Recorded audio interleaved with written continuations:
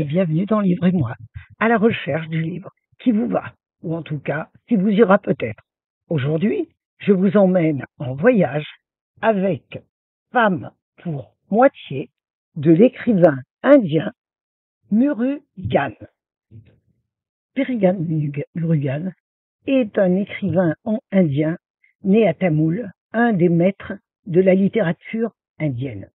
Il est traduit ce livre est paru pour la première fois en français chez Gallimard en 2024.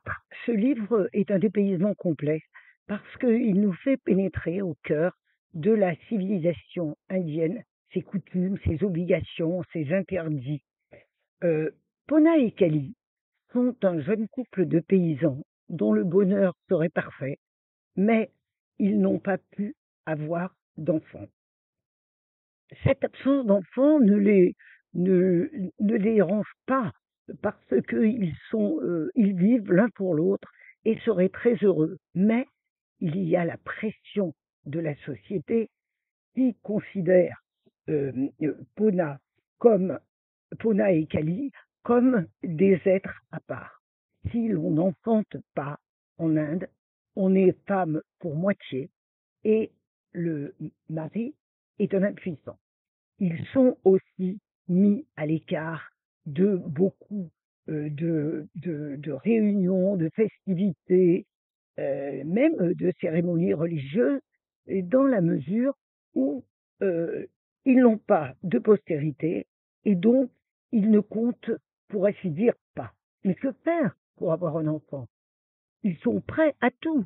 Ils vont voir certains réputés, certains font tous les rites réputés pour avoir des enfants, brûlent de l'encens, font des prières à la déesse, mais rien n'y fait. Et au bout de 10 ans, c'est vraiment pour ne plus être au banc de la société qu'ils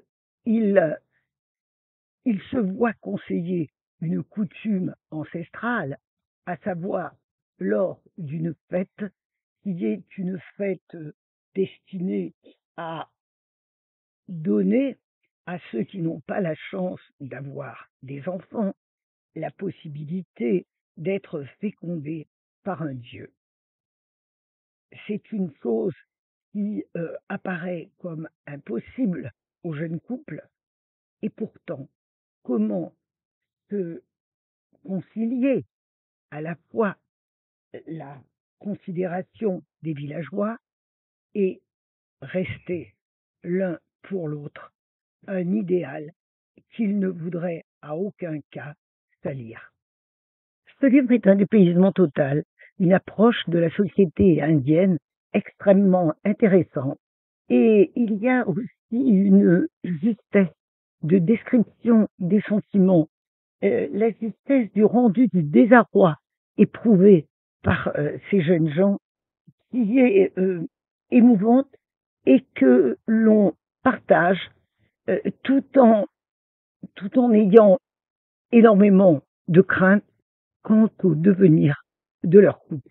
Un livre avec lequel je pense que vous passerez un très bon moment, un livre qui nous fait voyager, découvrir des coutumes qui nous paraissent un peu incompréhensibles, mais l'art de l'auteur nous fait avancer avec ce couple et nous partageons leurs angoisses et leurs espoirs.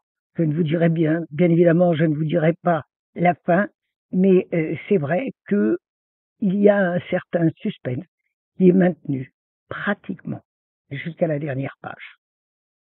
Je vous souhaite une très bonne lecture et surtout, je vous donne rendez-vous pour un prochain vendredi. Si la critique vous a plu, n'oubliez pas de vous abonner, c'est gratuit et la pérennité de la chaîne tient à votre petit clic d'abonnement. Au revoir, à très bientôt.